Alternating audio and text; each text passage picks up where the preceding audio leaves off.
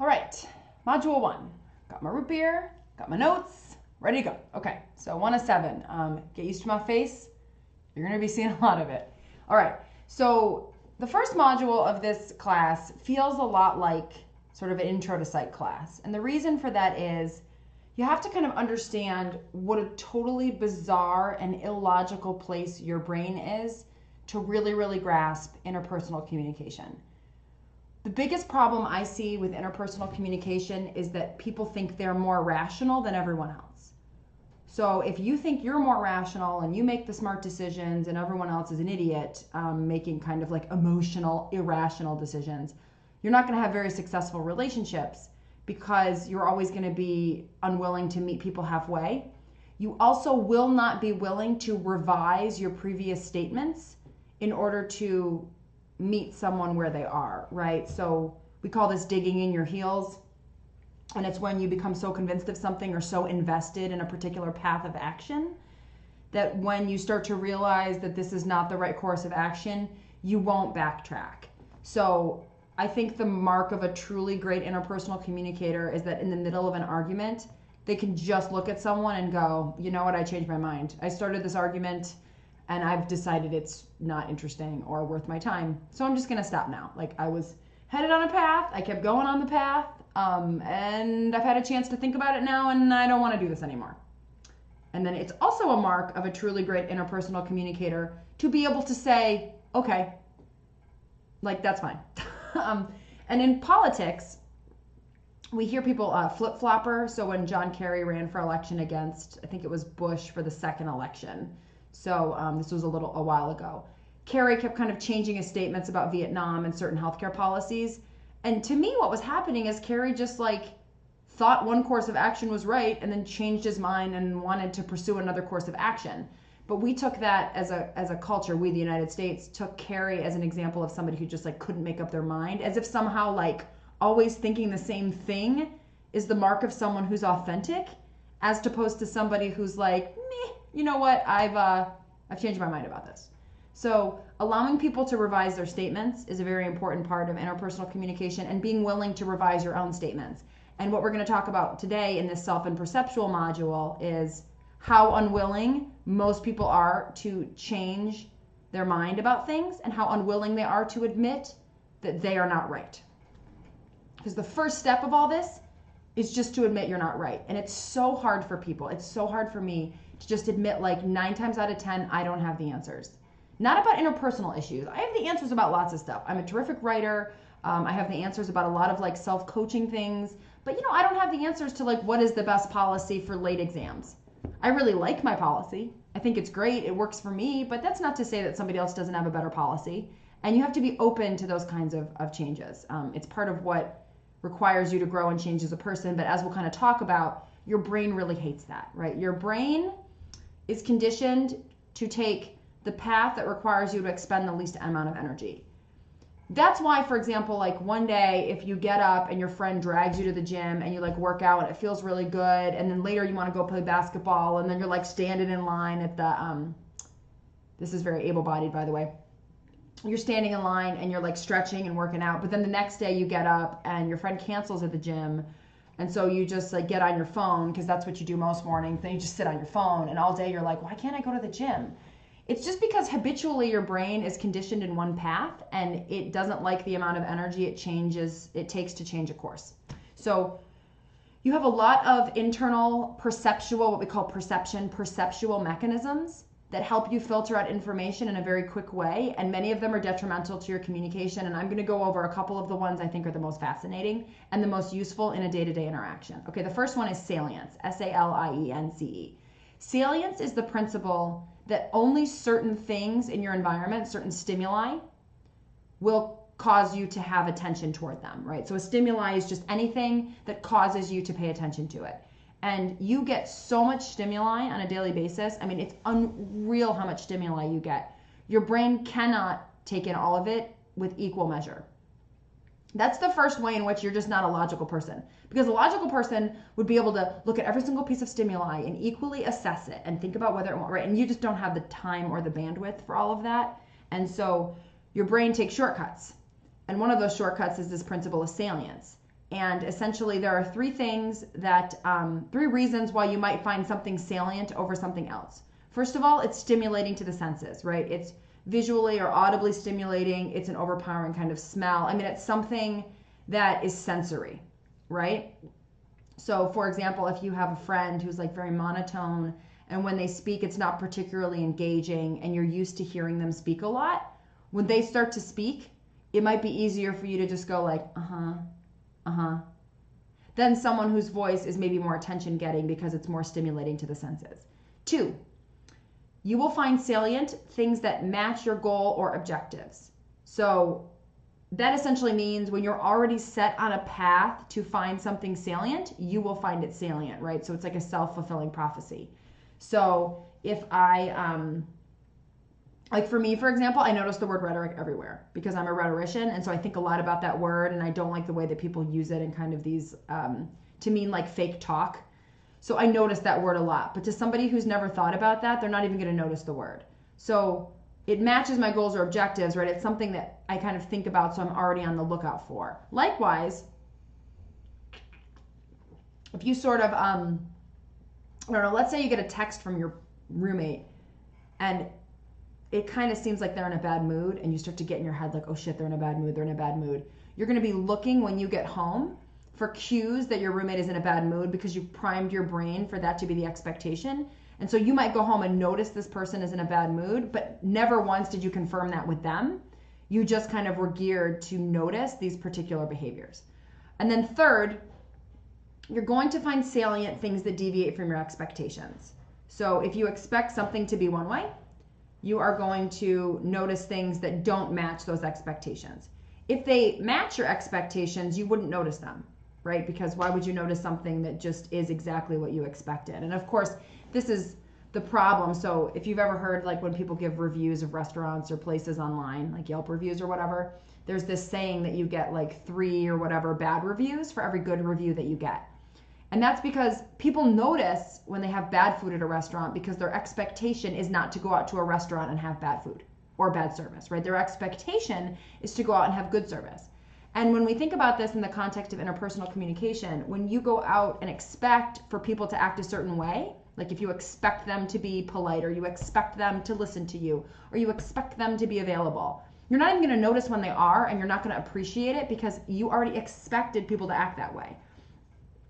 If you don't expect that, if you expect people to like sometimes be shitty and sometimes be nice and just kind of like not lower your expectations in the sense you expect people to be bad, but like if you just kind of expect that everyone's going to show up like not as their best selves all the time, then when people do show up as their best selves, you're more likely to show gratitude for that. So I use the phrase under promise, over deliver.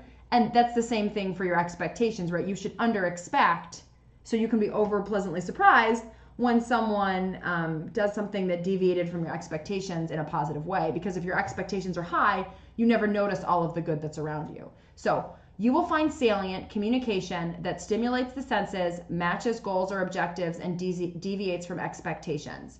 And I'm gonna go ahead now and direct you to this video called Awareness Test with the 2 basketball teams. And I want you to watch it. And then when you're done watching it, think about this principle of salience, right? What about it was stimulating to the senses? What about it matched your goals or objectives? And what about it deviated from your expectations? And why is it that you noticed some things and did not notice other things? And of course, if you've already taken the awareness test, this won't work on you, so you can skip that. Okay, that's salience. Next, we've got punctuation. So punctuation is a cute little theory. And it's based on the word punctuation, like when you say your punctuation when you write. Because what punctuation is when you write is just putting different marks into your word flow to indicate breaths or the ends of thoughts, right? Punctuation's not real.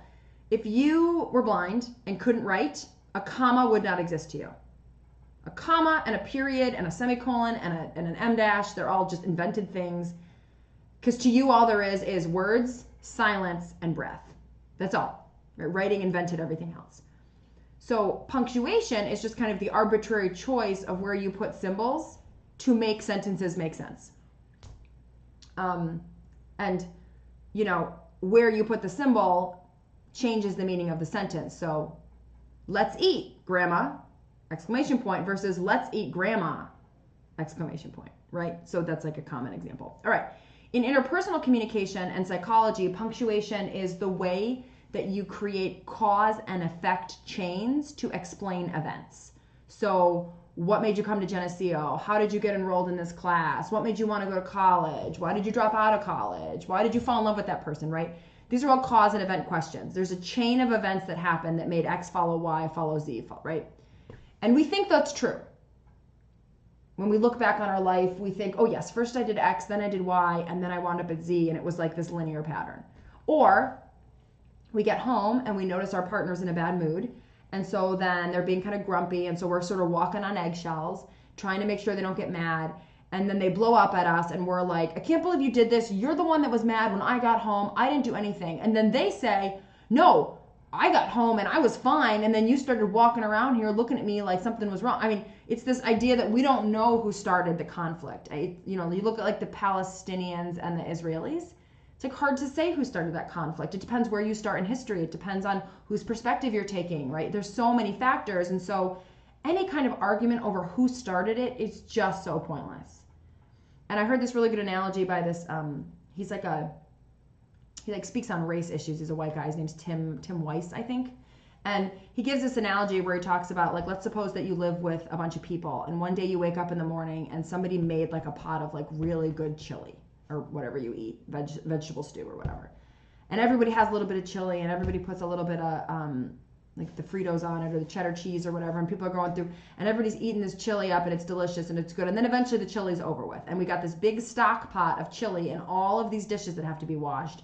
But nobody knows who made the chili, but everybody ate the chili, and now nobody wants to do the dishes because everyone's saying, well, like, I didn't start the chili, right? So if you know who Billy Joel is, like, we didn't start the fire, this is very much what we're talking about. But now the chili's sitting there, and the pot's been there for days, and there's no clean dishes, and it's starting to stink, and it's starting to rot, but still, like, nobody will clean up the chili, even though everybody ate some of it. Nobody knows who made it, so nobody wants to have to do the dishes. And it's like, at some point, who cares who made it? Just clean up the fucking chili. But of course, at this point, our ego kicks in, and it's like, well, I shouldn't have to do this. It's those expectations, right? It's these unreasonable expectations that, you should never have to do anything that you don't want to do, or you should never have to clean up somebody's mess. And he's using this as an analogy to slavery. And so the chili pot is slavery. At some point, somebody started it. Everyone has partaken in it and benefited from it. And now it comes time to clean up the aftermath, and nobody wants to step in and take responsibility because it's like, well, I didn't make the chili. So that's the issue of punctuation. And so the basic lesson here is, there's that phrase, like, there's your truth, there's my truth, and then there's the truth. And that's how punctuation is. Yes, you're going to have like this whole series of logical explanations for how certain things went down. You need to be willing to be wrong. And if you ever get into a fight with someone about who started X, squash that shit. It's not helpful. And find a better question to ask. All right. Now we get to the two S's, I call them. The first S is your schemata. schemata. It looks like schemata. And then your stereotype. You know what a stereotype is. So let's start with the stereotype, because you've heard this word, right? Don't stereotype. Stereotyping is bad. Women are bad drivers is a stereotype. Asians are good at math is what we call a glittering stereotype, because it's positive but still damaging, because it treats a whole group as if they are like one type of person. And I know a lot of Asians that are bad at math. It's just not a true stereotype, right? Some are, but that's how a stereotype works. So the thing is your brain loves to stereotype, right? Because it's minimal effort. It's a lot easier to be like, okay, I've met one Asian. I now know everything about Asians. Bam, check that off in my brain, because then your mind doesn't have to do a lot of work at individually cataloging every person you meet and creating multiple subgroups so that you can organize information more accurately. It just wants to do it quick. So that doesn't mean you're off the hook. So just because stereotyping is kind of an inevitability doesn't mean that you have to do it. I mean, certainly you're a human being, you're not a child, you're a grown-up, you're an adult, and we can all push back on stereotypes. Like, we all have the mental bandwidth to do this work. We just have to choose to want to do it. So yes, it's challenging. You can't just abruptly say, like, I'm not going to stereotype anymore, because bias is so implicit. I mean, I will mention like a movie that has all black people in it, so I might mention Black Panther, and like without even being able to control it, sometimes my eyes will go to people of color who are in the room, and I can feel it happening, and I've noticed it, and I've started to become more aware of it, but it's an almost instant association, and I have to be very, very responsible for that because it's an automatic association. And when those automatic associations start to predict behavior, then they become stereotypes, right? Because you learned that a certain person or a certain identity group or a certain behavior is associated with certain things. And so now every time you encounter a stimulus from that group, you automatically think, oh, that's how they're going to behave, right? And I think this is true. So to use an example that I think I struggle with, like people in Greek life, like sororities and fraternities. I grew up with a father who was the worst kind of a fraternity person, and I've hated them my whole life. And then I went and I taught at University of Georgia, where the Greek life is like, it makes this place look like brown, right? Like the Greek life is just all there is there. And I never really had many positive experiences. I'm not gonna lie. I had a lot of students, many of them were fraternity people or sorority people, and very rarely did I have like a positive experience or hear something about a fraternity sorority that really seemed to change my mind about things. And so my stereotype just kept growing, right? This stereotype of Greek life just kept growing. And the more things I heard that just fed into my narrative, the more things I accumulated. But of course, all the time now, especially Geneseo, where I have a better relationship with my students, I meet people all the time that are in Greek life that I really like, who are smart and accountable and interesting and clearly like trying to do the right thing. And so that stereotype kicks in because as soon as someone says Greek life, I want to take everything I've learned about that phrase and apply it to that person. But that's not fair and it's not ethical, right? Just like I don't like when people, like if people apply all of the stereotypes belonging to women to me, right? Or if people apply all the stereotypes of like a professor to me, or if people apply all the stereotypes of an introvert to me, that stuff's not fair and it doesn't feel fair to me. So why would I then turn around and do it to someone else? So I have to be really conscious of the stereotyping. Now, essentially what a stereotype is it's a predetermined category of where like your stimuli, like it's an organizational category for your stimuli, but it's fixed. Because as you get competing information that doesn't match your stereotype, you justify it or discard it so that it doesn't demand revision. So here's like my little filing cabinet for Greek life. And every time I find, right, so back to the principle of salience, every time I find an example that meets my expectations, I stick it in the bin, right? So much so, for example, that when the sexual assault happened on campus last year with the two people in the lacrosse house, I actually kept calling it a frat house because my stereotype was so strong that I just filed the lacrosse people into the stereotype folder, even though they're not a Greek life organization, right? So see how fucked up this is? So I had to remind myself, like, okay, that's not, you don't get to put that example in this filing cabinet, right? Because you don't want to put stuff in the filing cabinet that doesn't fit there, but the brain wants to because it wants to make everything easier on you. Likewise, if I happen to notice something like a Greek life, for example, my boy Greg Hyde, if anybody knows Greg, he's in some fraternity, I don't know, one of them. I love Greg. Greg and I have a great relationship. I really appreciate all that Greg does. And so when I encounter that Greg is in a Greek group, Greg needs to go into my Greek life stereotype file, right? Because it changes it. Suddenly like, oh, well, if Greg's in a group, it can't be that bad. But what my brain wants to do is just be like, oh, well, that's just Greg. Oh, well, Greg is the exception. Oh, well, Greg must have blah, blah, blah, right? It wants to stick it off to the side and leave my filing cabinet alone. Now, that's a stereotype. It's inflexible and not subject to revision. And you use the filing cabinet to make decisions about everything related to Greek life. And if it doesn't match your expectations, it just goes away. And if it does match your expectations, it goes into the file.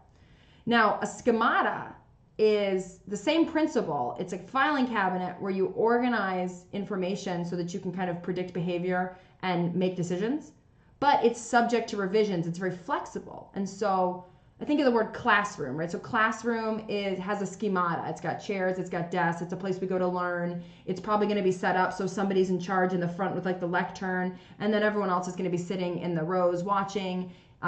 It might have wheelie chairs, it might have movable chairs, but of course the more I teach and the more different classrooms I go to, the more my category of classroom looks so different, because in some classrooms they have beanbags on the chairs, and some classrooms have no chairs, and some classrooms are, yes, they're giant lecture halls, some are outside. And so for me, when someone says like, oh, we're going to meet for this meeting in a classroom, I don't know. I mean, I kind of generally know what to expect, but I usually like to ask what kinds of stuff is going to be in there so I can plan accordingly. It takes a lot more mental energy than just to envision 25 desks and chairs in a room with a lectern up front and me sitting in the back, right? That's just easy. It happens fast. Now, what's the difference between a Greek life file and a classroom file? Right? Why is one a schemata and one's a stereotype for me? Well, because the stakes are higher. So for the Greek life, there's a lot more consequence that comes from making a mistake, putting my faith in the wrong person, believing in somebody who turns out to be a bad person, somebody who's going to violate my trust.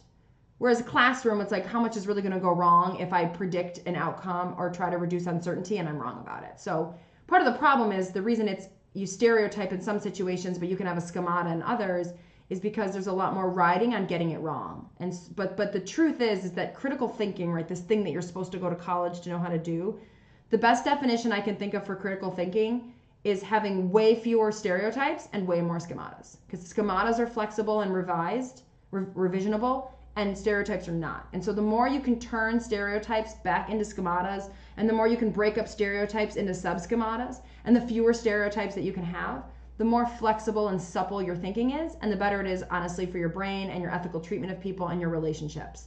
The more rigid and the fewer stereotypes you have, the less your brain has to work to make new connections and be more creative. And in fact, they've linked that to increased risk for Alzheimer's.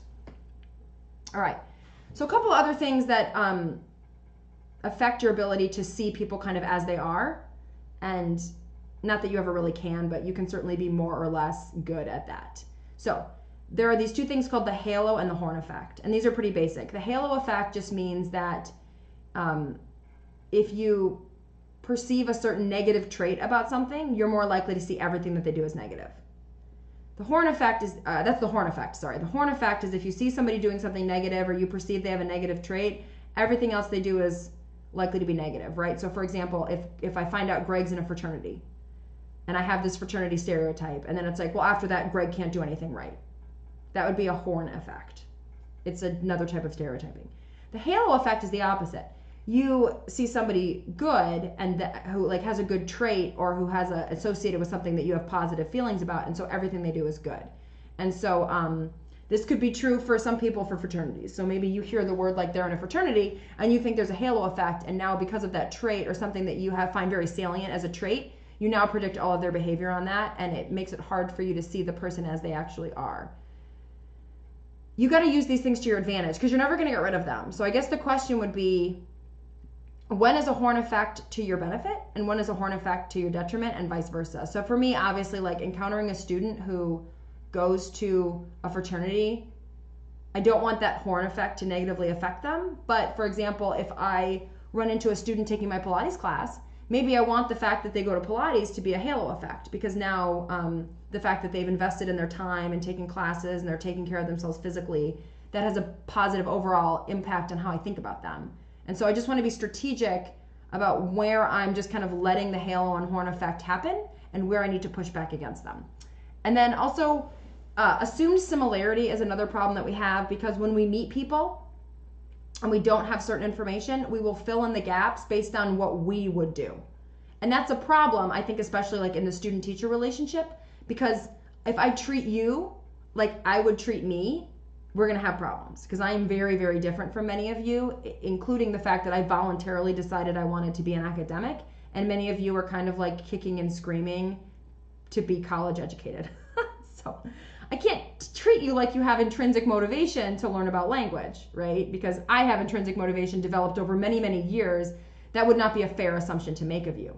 Now, the assumed similarity doesn't really work with stuff like music taste or hobbies. I mean, that's not, but it works with personality traits. So later when we talk about the big 5 personality traits, extroversion, conscientiousness, etc., we're going, if we don't know a certain personality characteristic of someone, like whether they prefer to spend their energy alone or whether they like to be in social groups, whether they are very, very neat and organized, or whether they like to fly by the seat of their pants, if we don't know that information and we don't have the cues that we need to gather it, we are going to assume that they prefer the thing that we prefer, right? Again, in relation to certain personality traits, not in relation to like what you want for dinner, right? That would be weird.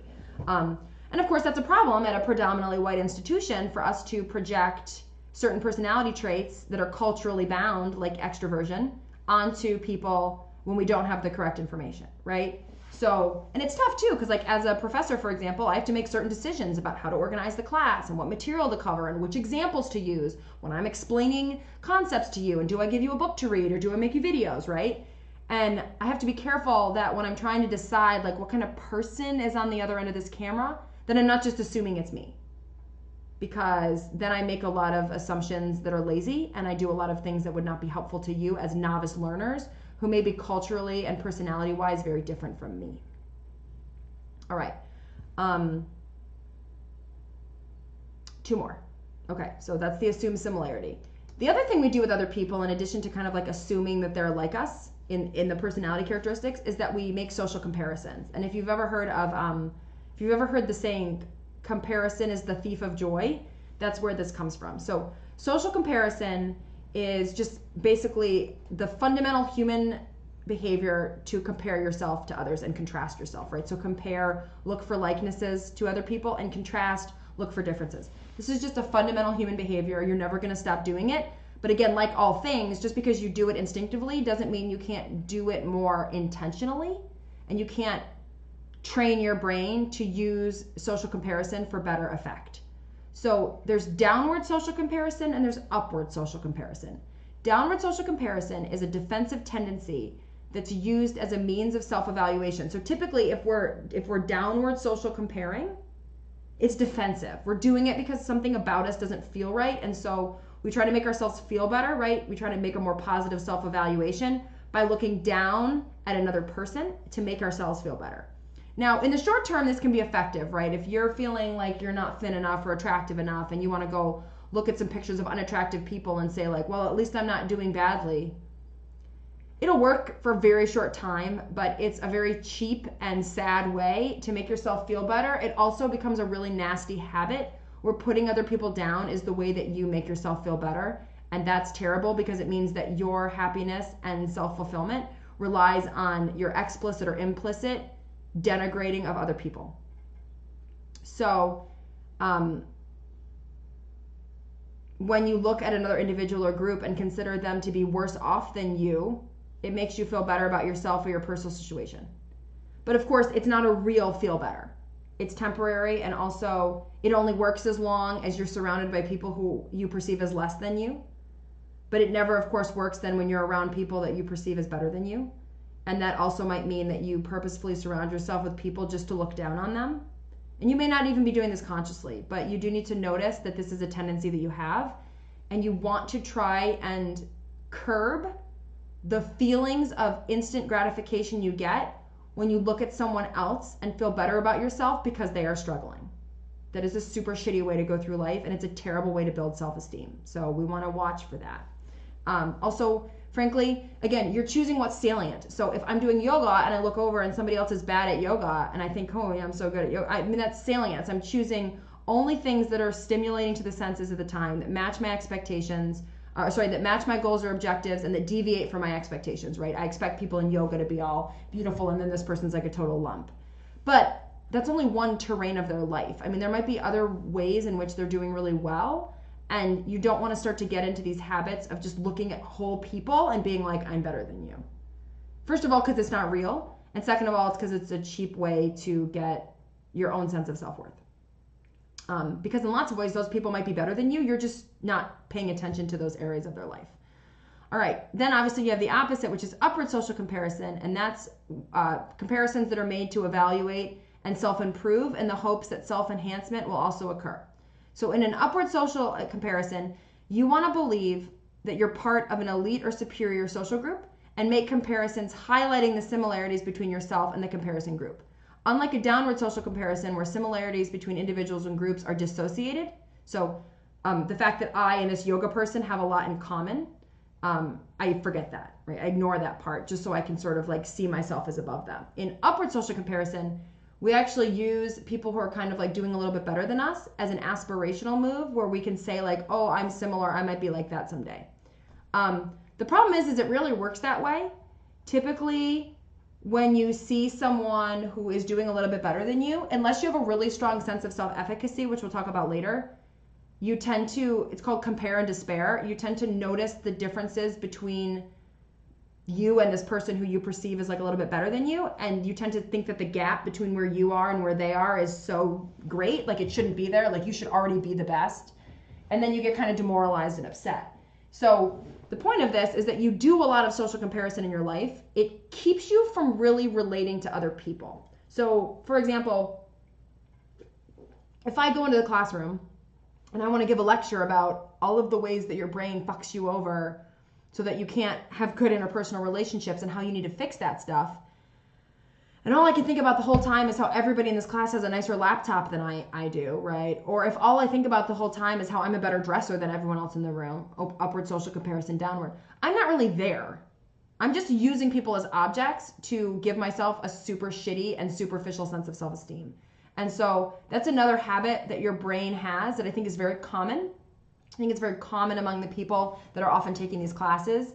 And I don't believe social media has made it better or worse. I just think there's a different domain of it now. And it's also maybe you get more exposure to different people on a regular basis than you might have 100 years ago. So there's a lot of new stimulation, new stimulus for compare and despair. But fundamentally, the principle's always been around, which is we look at people that are less than to get a cheap sense of self-worth, but it's fragile and not true, and also makes us treat people like objects. We look at people that are better than us to maybe get a fleeting sense of aspiration, but a lot of what we get is just depression and like, oh, I'm not as good as them. And again, treating people like objects. So you kind of need to practice the thought instead of like, oh, I'm going to compare and contrast myself to people to try to see where I measure up. You need to start practicing the thought that like everyone's got stuff. I got stuff. It's different than their stuff. Nobody's stuff is better or worse. We've all got stuff. And resist that sort of compare despair move because it keeps you from relating to the people that are in your life because you just keep using them like metrics to make yourself feel better, and you don't really use them like you don't really relate to them as people. And the last one we have is related to this social comparison thing. So it's based on social comparison. It's called our attributions. So attributions are when we look at people and their behavior, do we attribute their behavior to internal stable causes or do we attribute their behavior to external stable causes? And same is true of ourselves. Like when we make a mistake, is it an internal, something is wrong with me, I'm an idiot, I can't do this attribution? Or is it a meh? It was a circumstance, I was learning, I didn't ask for enough help, I needed more instructions, I was crunched for time, right? External attribution. So somebody sits down to you next to you in class and it's the first day of class and they don't say hi. Now part of it is like, why did you expect them to say hi? Or they do say hi and you weren't expecting, I mean, again, you came in with some expectations, that's always part of the problem.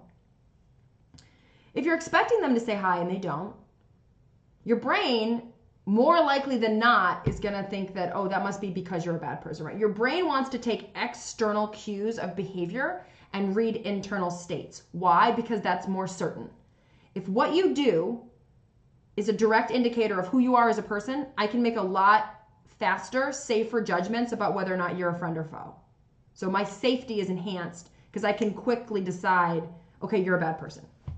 If your external behavior has no relationship, or at least has kind of a sketchy relationship to your internal cues, my brain has to go like, I don't know if anybody's a friend or foe. I guess I'll just have to walk around the planet not knowing if people are going to screw me over. And that's very, very uncomfortable, but fundamentally that's the way you have to behave.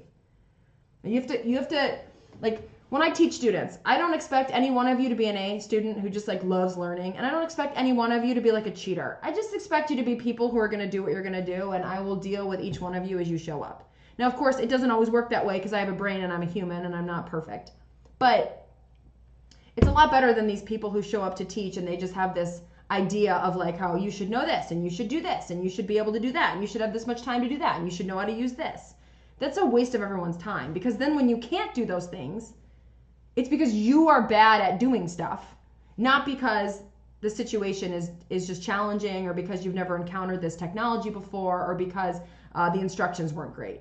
So again, internal attribution is making the assumption that external behaviors or cues, language choice, nonverbals, whatever, dress, signify internal permanent states, character, attitude, right? External attributions are you see a behavior, a characteristic, right? Something on the outside, something that someone said, and you attribute it to just circumstance, right? Oh, well, we have a test today, so they must be nervous, so it's circumstantial. It's early in the morning, it's awkward. Being in this class is awkward. Meeting new people is awkward. Why would they say hi? It has nothing to do with their personality. More often than not, if we're not sure and somebody, like for example, this video I'm making, you don't know jack shit about me, right? So certain things that I'm doing in this video, you're probably attributing them to my internal state. Now, sometimes you're right, but sometimes you're wrong, and that's the issue. So more often than not, we will attribute people's choices to their internal state. So we will, when we don't have enough information, right? And this is always true. Obviously, if you have more information and you're willing to listen to it, it makes a lot of these decisions easier. But most of us are making very quick decisions on very little information. We more often than not will attribute internal attributions rather than external attributions. This is known as the fundamental attribution error or the fundamental attribution bias, meaning all other things being equal, human beings are more likely to make internal attributions than external attributions in situations where the information is missing. So, you write me some long ass email about how you need a seat in my class or whatever. And I'm on the road and I'm driving around and I get the email, and so I just write back, I'm sorry, I can't help you, period. And I don't sign it, I just send it to you. More likely than not, if you know nothing else about me, you're going to assume that that short email has a bunch of internal attributions. I'm a bitch. I don't like you. This school is tough. I don't care about my students, right? You're far less likely to be like, well, she was probably traveling. She's probably in a hurry. She probably gets a lot of these emails and she probably just wanted to get back to me as quick as she can. And thinking about salience, right? You might have gotten that email from me 5 minutes after you sent it. If I'd had 3 days to send you the email, you might have gotten this very nice long email. But you're not going to notice the fact that you got a short, terse response very quickly.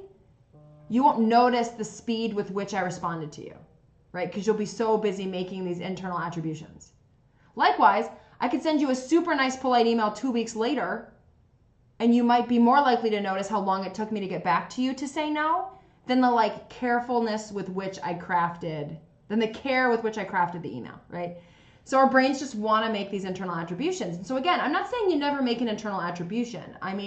If I find out that somebody I'm going to go on a date with has a pending charge for date rape, I might make an internal attribution and think to myself, I'm just not going to go on a date with a date rapist. I could be wrong, but I'm not willing to risk it, right? I'm going to choose the internal attribution there because it makes sense.